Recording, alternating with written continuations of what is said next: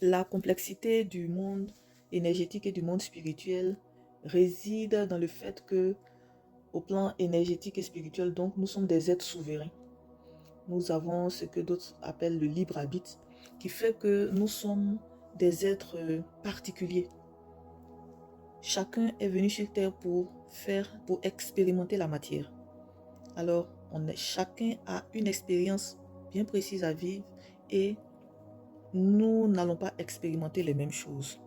Alors, cela fait qu'il n'y a pas une solution devant un problème. Il y a plusieurs approches que différents thérapeutes, différentes écoles ont mises en place pour atteindre un objectif, c'est-à-dire la pleine réalisation de nous-mêmes.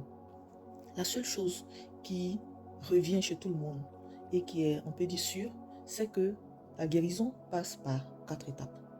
Première étape qui est la prise de conscience, l'acceptation, l'intégration et puis on va dire les solutions, les soins. Il est difficile, je ne dirais pas impossible parce que je n'aime pas le mot impossible, il est difficile d'arriver à la guérison sans passer par ces étapes-là. Il faut déjà une première étape qui est la prise de conscience. Il y a plusieurs vidéos drôles sur internet qui vous donnent la joie de vivre, qui vous bercent dans, on va dire, des plaisirs. Mais quand une personne déjà prend 4-5 minutes de son temps pour écouter des vidéos d'enseignement, c'est déjà, je pense, une forme de prise de conscience. Une autre personne, dès qu'elle va tomber sur une vidéo sur quelqu'un qui parle de sujets un peu trop calmes, sérieux, va zapper rapidement. Donc déjà, pour ceux qui prennent le temps, la peine de suivre mes vidéos, ce genre de contenu, je peux dire qu'ils sont déjà à la première étape de prise de conscience. Ils ont compris qu'il y a quelque chose. Ils ont compris qu'il y a quelque chose sur lequel il faut travailler. C'est déjà bon. Ensuite, il y a l'acceptation. L'acceptation, il faut que tu comprennes que tu es souverain, que tu es maître de tout ce qui t'arrive. C'est difficile, hein?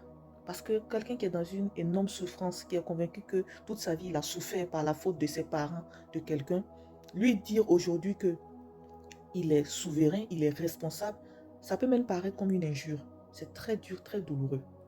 Parfois, il arrive qu'on prenne même des coups parce qu'on a dit cela.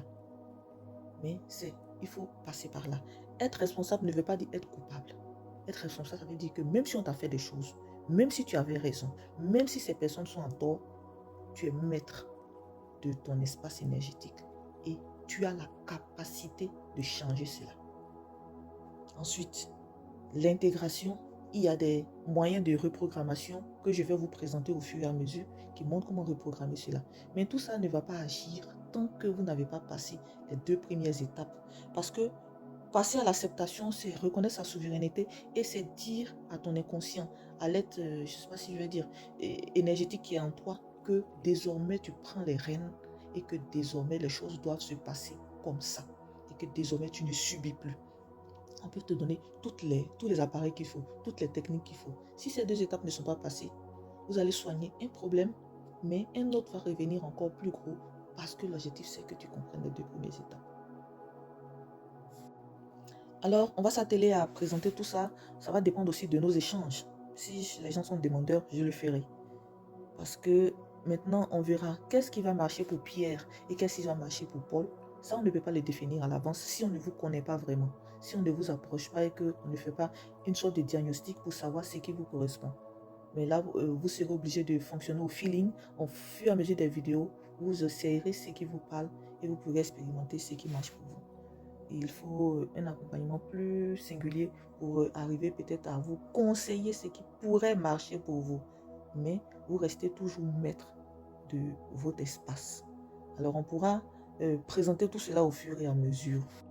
Mais je suis convaincue d'une chose, que la première étape, c'est de vouloir. Et j'adore cette phrase qui dit que lorsque l'élève est prêt, le maître arrive. Dès que vous serez prêt à accepter ces choses, dès que vous serez prêt à vous mettre en chemin, vous allez voir que les circonstances vont se présenter dans votre vie. Vous allez avoir les livres qu'il faut, vous allez comprendre les livres que vous allez lire, vous allez rencontrer des personnes qui vont vous guider vers ce que vous voulez, vers ce que vous acceptez. Dans le monde spirituel, on ne ment pas. Dans le monde spirituel, il n'y a pas de cache-cache. Dans le monde spirituel, il faut être vrai. Il faut vraiment vouloir les choses et aller vers ça et être prêt à supporter les éventuels vents qui vont se présenter. Il n'est pas question de vouloir une chose verbalement et puis au fond de nous vouloir une autre, ou bien au fond de nous faire semblant. Il n'y a pas de semblant dans le monde énergétique et spirituel. On prend une décision, on comprend les contours et on décide d'avancer. Et au fur et à mesure, on a des bonus sur le chemin qui nous font savoir que oui, là, on est sur le bon chemin. C'est comme ça qu'on avance au fur et à mesure.